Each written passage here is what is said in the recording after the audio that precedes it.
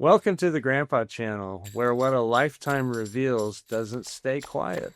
I'm Steve Harris. My grandkids call me Rivers. This is the place where we sit down with grandparents and ask the question, what did life teach you the hard way?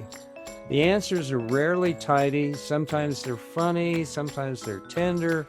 Almost always they're earned. Whether you're trying to hold on to a voice, understand where you came from, or just miss your old man, pull up a chair. Because what a lifetime reveals can steady another. Welcome to the Grandpa Channel. I'm Steve Harris. I'm also known as Rivers by my grandchildren. It's my first name, Steve, is boring, and actually I love the name Rivers, and I have a lot of friends who call me Rivers. So with that as an introduction, we come to our guest, Taunya Martin. Taunya is a wonderful friend of our family for over 30, actually almost 34 years exactly. And we're so glad to have her. I find Taunya to be a wise, wonderful, and beautiful woman who speaks truths. And I love to have discussions with her. And she's blessed us with your insights and with your wisdom over the years. I'm setting you up for failure, basically. I know. I don't know that that's true, but I'll take it. But I'll take it. Okay. Yeah, thank you. But we just wanted to have a chat, and we've been talking, and we've wanted to have her as a guest on our show for a long time. So tell us a little bit about yourself.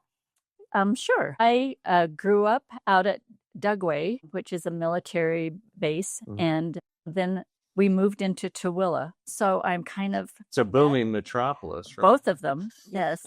And so I'm from a family of 5 children. I'm the oldest of 5. I am married and have 4 children myself, and I have 10 grandchildren. Wow. So I have worked most of my married life, I guess, outside of the home. And I just retired about a year and a half ago. So that's me in a nutshell. That's great. So, what have you learned? Talk about what you've told me about the connections between grandmas and grandpas. Oh, I just think that grandmas and grandpas are connected. We do things maybe in a little different way, but we do things together. And with both of us together, we become more. And so I think it's fun to think about how grandpas and grandmas, what they've learned through their lives and what they can share with their children or their grandchildren. What are some interesting things that have happened to you in your life, Taunya, have helped you learn and to become the grandma that you are and the matriarch that you are? These are some things that kind of shaped who I am. So I have one thing that I got from my dad years ago that I've used in my life many times. It was, I was telling my dad that I was going to be divorced. I was going through a divorce.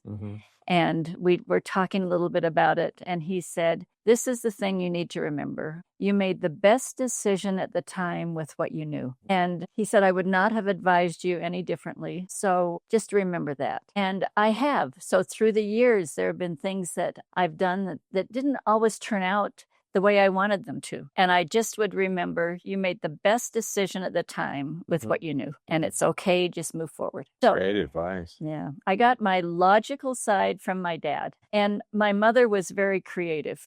So I have the creativity. I love to sew. I've just learned how to watercolor. Well, I'm not that great, but it's a new skill. So, but I remember my mother telling me I was in elementary school, and she said to me one day, don't ever back anyone into a corner.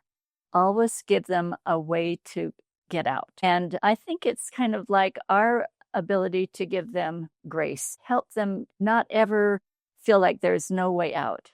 Just help them through whatever the situation is. These are kids and grandkids you're talking about? They're adults. I don't care whether you're in the business world. It doesn't matter. Don't ever back anyone into a corner. Always give them a way to get out. Give them grace and help them through it.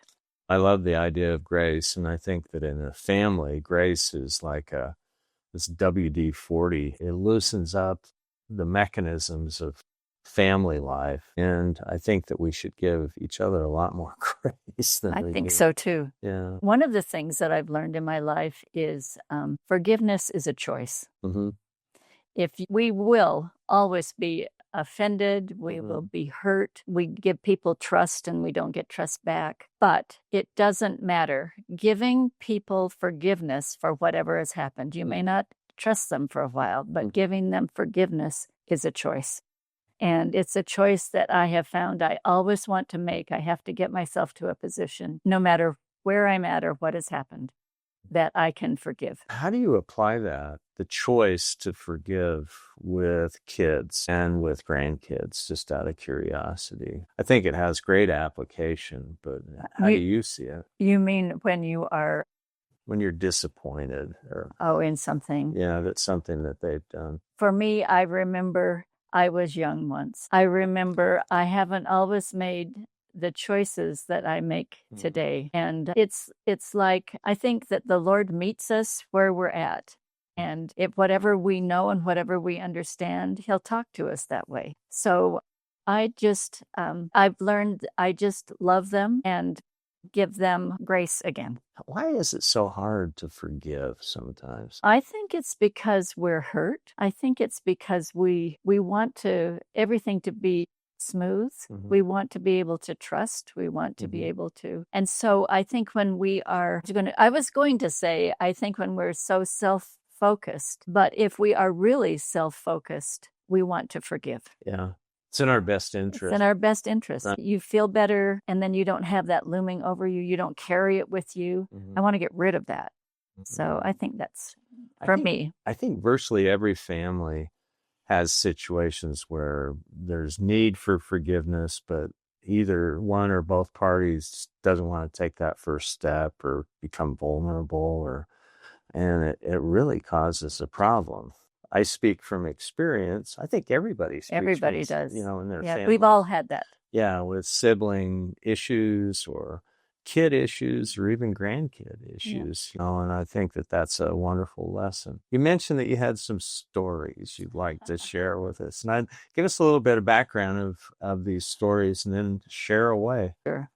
I think that things come into our lives to help prepare us for who we are becoming. So I have a few stories that I'll share. So when I lived out at Dugway, it was a military base, and the military people would come for about 2 years, and then they'd be transferred to another base. So I had to learn to make friends quickly because the friends that I made would be gone in 2 years. So out at Dugway, I learned every 2 years, or as people would come in, you'd learn to make friends quickly. Some of them are much closer, and it was hard, then they would leave. So when we moved into Tooele, my parents decided when I was in the 9th grade, I was going into the 9th grade, that they were going to buy a house because they couldn't own a house out at Dugway. And so we moved into Tooele, and my dad commuted back and forth to work. Moving into high school when you are in the 9th grade, and all of these kids in this small town have gone to elementary school together, and then they went to junior high together. Yeah. And then here I am. I had to take that skill that I had learned and make friends quickly. And it worked. The people were very open and kind to me, which was nice. In fact, last week I put together a Zoom call of our friends. So we have a group of, I think there are 18 of us now that have joined this group, and we meet once a quarter, and we just talk and share and remember. Oh, cool. And so all of that friendship that I had from that time has stayed all of these years. It's been a blessing, hasn't it? Which is wonderful. Wonderful. Yeah. Here's another one.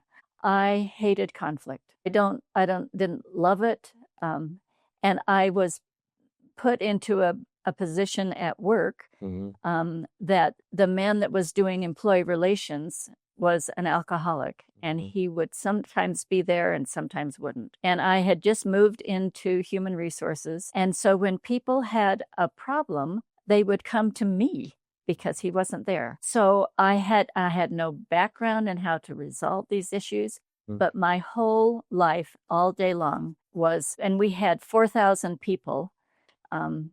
and there was a large manufacturing contingent that was there. So all day long, people were coming to me with problems to help them resolve. Managers, I'd have employees, I'd have all kinds of people come. And through that, I learned how to deal with conflict and how to resolve difficult situations. Not always everyone's loving, but it was okay. It didn't matter. So as I moved on through my career, I got to the point that as people would come in and say, I am upset about this, it was easy for me to deal with that. So I started my career as a secretary, moving into human resources and a few other places. And when I ended my career, I was the president of an internet company. And so all of those little things that happen along the way change things, I think.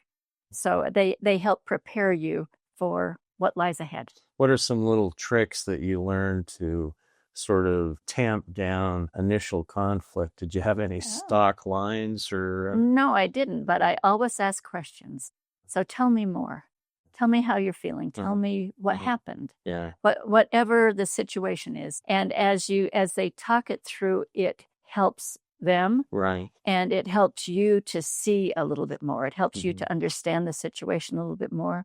And you don't always have to make a decision immediately. No. You can say, okay, thank you. Let me look into this and I'll get back with you. Did you ever have somebody come in and the problem was so sort of almost insolvable that you were just wondering, what do I do here? Did the answers come to you or directions or? Yes, that happens sometimes. You may not be able to solve it, but you might be able to give advice. So I'll just tell you this. At some point in my life, I realized that partnering with the Lord, it made me more, and the outcome was always better than when I tried to do it. So why don't we do it more often? But that's right. So let me just tell you some examples of that. Yeah.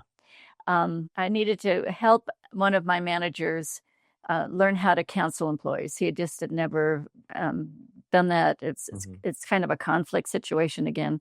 And we needed to get this employee to change because some of the things he was doing were not helping us or the company or him. And so that morning, I prayed and asked the Lord to help me be firm but kind. And so we met with the employee. I talked with him. I told him what he needed to do. I got feedback. He understood, and he left. So the manager and I were then talking about how it went. And he looked at me and he said, that was the most amazing thing. And I said, what? He said, you would tell him what he needed to do, and then you would smile. Really? And he said, you did that again and again and again. And I said, really? So it wasn't. Are you conscious of that? No. So it wasn't me. It was the Lord helping me to do what needed to be done that day. Here's another example. I was back in New York. I went to visit Adrian, but I visited my sister who was in New Jersey just before that. And on Friday, Adrian joined us and we went to a museum that had all these old farm implements. It was in Pennsylvania. And I was looking at one of the exhibits that they had, and I stepped back to look at it because it was right in front of me. And there was steps right there. I fell down 3 steps onto cement and I broke my wrist. This was Friday and I wasn't expected to leave until Sunday. So we went to the emergency room. They took an x-ray and it had all kinds of broken bones. It did not look good. So I called my doctor. We made an appointment with a surgeon for Monday. And then we went back and I was going to Adrian's house in New York that night. And I said, I could go home and be miserable, but I'm here. So I'm going to just see if I can figure this out, right? We'll just stay and be fine. So on Saturday, we were in one of the parks and my wrist was aching. And I said, Heavenly Father, I want to spend time with my daughter. Please help me. Please help me so this pain is not so bad. And I noticed that as I was walking, my arm, it's in a sling, my arm relaxed. And as my arm relaxed, the pain went away. And I said, well, that was interesting. So my daughter and I decided, and so this wasn't the first time this happened on that trip. So we decided to go out to eat. We were on a Vespa driving through New York City with a broken wrist, and the pain came back. And I said, relax your arm. And through all of this traffic in New York City, I relaxed my arm and the pain went away. Flying home, I was in the middle seat with two big men on either side of me. And I said, relax your arm, and the pain went away. So it's interesting how the Lord helps us in natural ways, but I'm always better with him on my side. Have you shared that story with your kids and your grandkids? That's a good question. Probably not. It's a great story. It's a great story. I remembered it while I was preparing for the podcast. Yeah, I think it's a great story, and it teaches so many different, the applications of relax your arm. That's really good. Yeah. I think that grandkids, when they hear stories from grandmas and grandpas, when they see that, that you're not just blithely walking through the mean streets of New York City, but you had something serious that happened. And I just think that kids remember that. Yeah. And then they apply it to their own lives in situations that would make us proud that we shared the story in the first place. So I'm gently guiding you and telling you need to share. I love that. I will. But I do have one that I shared with them on Sunday. Yeah. So they all came over for dinner on Sunday. And so I decided this year I want to learn a new skill every quarter. So my skill this quarter is working with sourdough.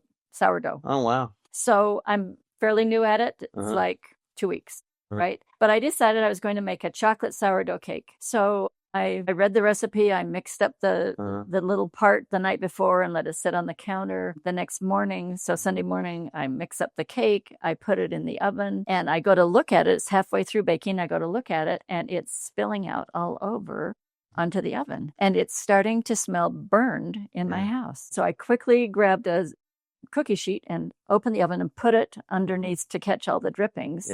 So it wouldn't have to be all over the oven. But it was only 15 minutes into baking, and you don't do that with cakes because they're and it fell. It stopped flowing over, but it fell. So I continued to bake it, and I bring it out, and I'm angry.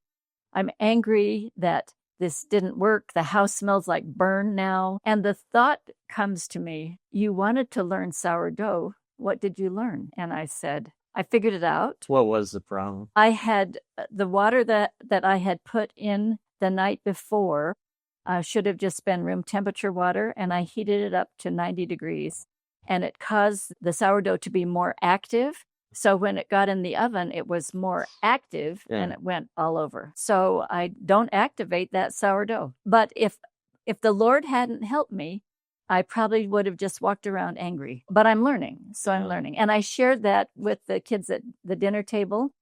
And then we ate the cake. So how did it taste? It wasn't light, but it was a little bit more dense because it had fallen. But it was delicious. Was it? Yeah. Yes. Very interesting. And they all took a piece, every one of them. What are some other quarterly skills the last little while that you've picked up? Sounds like this is part of your scheme for life. This is my 2026. Oh, is it? I could probably, if I thought about it, I could probably tell you because I think we always need to be learning. We always need to challenge ourselves and see what we can do. Here's something that I learned in my life. By doing it wrong, you learn this. And that is, be careful what you say about people. Only say things about people that you would say in case they would overhear. Oh, that's very not that you'd say to their face, but in case they would overhear. Yeah. And I have found that it's so much wiser, and you choose your words better. You're more careful with what you're saying, and it helps you think more slowly about things. So here's an example. There was a lady that worked for me one time, and she is very heavy. She's just a very, very heavy set woman. My daughter Adrienne was working at the company at the time. It was part-time because she was going to school. And we'll say her name is Mary. One of the people that worked for me went up to Adrienne and said, what does your mother say about Mary? Adrian thought for a minute and she said, she says she wished she would have had children because she would have been a really great mother. And Adrian came home later and told me that story. She said, that's what you told us around the dinner table. So that's an example of just say what you think. You want to be you want to be kind, you want to be good. Anyway. Oh, I love that story. I think we could all benefit from that. From thinking. Well, from thinking too that, if I say something, is it overheard? Does it pass down the road a little bit? We just need to be a little more kind. We need to be more careful and measured, I think, in our speech. I mean, that's something I've really got to watch.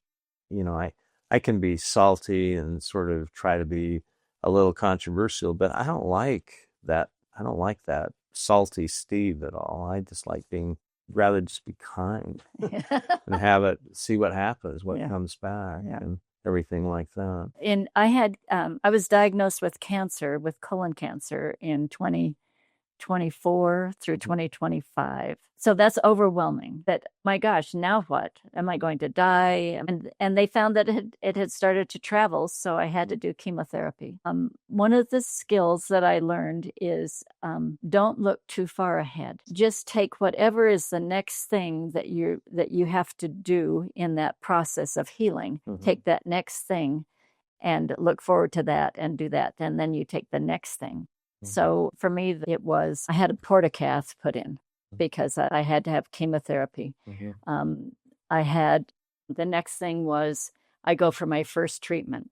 Then you go for treatments and your white blood count is too low and you can't have that treatment and you just want to get through it because you have 10 that you have to do. So I learned, don't get upset. There's nothing you can do about that. When there's nothing you can do about it, just, I had a boss one time that says, relax and enjoy it. So I said, okay, so it's okay, right? But I used that when I broke my wrist because it was such a long recovery for my wrist as well. And what was the next thing I had to do? You can use it for if you're going through a divorce, if you're going through any kind of trauma in your life. Don't eat the elephant all at once. Just take it a bite at a time and look at it and see what's next. Okay, I've done that.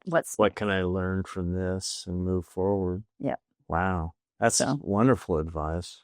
When you think about your grandkids, Taunya, what life lessons do you feel like you need to teach them or that they need that maybe you haven't taught them yet? You're a wonderful mother and grandmother, but I mean, I fall short all the time. And there's the old line of someone came up to Winston Churchill and said, Lord so-and-so is a very humble man.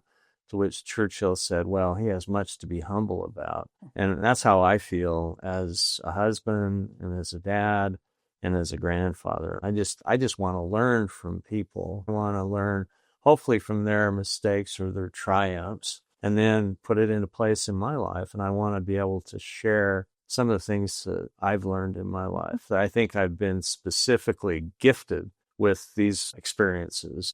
What kind of experiences do you think you've been gifted with? Well, let me tell you how I implement that. Okay. I like one-on-one time with each grandchild because one-on-one time gives you time to get to know them a little bit better. It gives you that time that you can share. The other thing that it does is as they talk to you, you can help them connect the dots between something they've done and something that they may need to do in future in their life. I love that idea of connecting the dots. As I grow older, oh so gracefully, I just see the hand of God in my life, and I want to let my kids know about and my grandkids know about that, so that maybe it doesn't make much of an impact when they're 12, but then when they're 28 and something kind of crazy's happened to them, they go, oh, wait a minute, Rivers had this happen, and they hopefully still have that life lesson in them. So here's an example. The one example I've just shared is the one about the sourdough chocolate cake, right? And I told the children it was the Holy Ghost. I'd asked the Lord to help me learn this skill, and it was the Holy Ghost that reminded me. So I remember I had a granddaughter that had lost her keys. She was in high school and she couldn't drive her car home. She was afraid somebody had taken them, and she prayed that she could find them. So she's telling me the story. I knew about it because they sent me a text and said, pray that Drew can find her keys. And then it was the next day she found them. Somebody had moved them somewhere and to keep them safe, but somehow she found them. I don't remember how it was. I said to her, your prayers were answered, right? So you have to connect that dot between the fact that you prayed and you asked to be able to find your keys, and I think it had a credit card with it or something. You prayed to have that happen, and it happened. So don't say, boy, was I lucky. Yeah. Which a lot of times we do. What you should say maybe is, boy, am I lucky that I have a God that I worship that helps answer prayers. But you're right. We kind of go, we need to attribute the blessing with the source of the blessing. And connect the dots. This is what you ask for, and you got it. Yeah. Write that in your journal. No kidding. So that you can remember. Right. So I think those things happen to us all the time. I think they do too. And we just have to connect the dots, and we have to help our children, our grandchildren connect the dots. So sometimes we have to be bold and say that was the Holy Ghost. Did you recognize that? At one point I was asking them, tell me an experience you've had with the Holy Ghost this week. And they would share with me. Really? Yes. You just want to help them connect with God. Well, when they see you connected with God, that's a great example. But I think by telling these stories and sharing these stories, that really cements that, like, grandma is, man, she rocks, she talks with God on a regular basis, And I just think that, I want to be that kind of grandpa that, that I am dispensing, I'm having fun with them, but I'm dispensing stories that have kind of a wallop to them. I want to do that. I'm getting there. I need to improve. Well, I don't think we can do it all the time. We have to just weave them in. If we weave them in, they'll get it. Taunya, you've led this incredible life, and I'm sure you've had no embarrassing moments in your life. Tell us about maybe a couple of embarrassing moments that you've had and what lessons you've pulled from those. I don't know whether there's much lessons in some of these, but so this was funny. I was holding a staff meeting. The area that I had my office space, they were cubicles. So my office space was fairly small. I had an extremely large desk. I don't know why I had such a big desk. So there wasn't a lot of room around the desk. And I remember I had to walk out of the staff meeting one time to get something. And I came back in. I tripped on a guy's foot. I twirled around, farted in his face, and landed in my chair. And then I went on with the meeting. As if nothing happened. As if nothing had happened. Oh, that's beautiful. So I think sometimes you just don't need to acknowledge everything that your body does. That's right. You try to exercise as much control as possible. Yes. So that was one. Did that remind you maybe of your fragility and your mortalness? Maybe, I don't know. Of course, it all does. Okay, so here's another one. Yeah. So there was a period of time, and I think it was probably in the 70s, that we had, I think it was later than that, maybe in the 80s, whenever it was, we wore shoulder pads. Women wore shoulder pads because that was a style, and it was very chic to have shoulder pads in. Yeah. So I had these shoulder pads that went underneath my bra on the side, and I would wear them every day, and they were fine. And then one day I was holding a meeting with all of the people. This was a bigger staff that I had at this time, and it was like a staff meeting, and I was sharing with them the direction we needed to go and what we needed to do. And I looked down, one of the shoulder pads had made its way down. It was poking out of my sleeve on end. There was an equipment malfunction. It was an equipment malfunction, and I think I just acknowledged that my shoulder pad had fallen, and I went on with you just go on. Yeah. It really doesn't matter.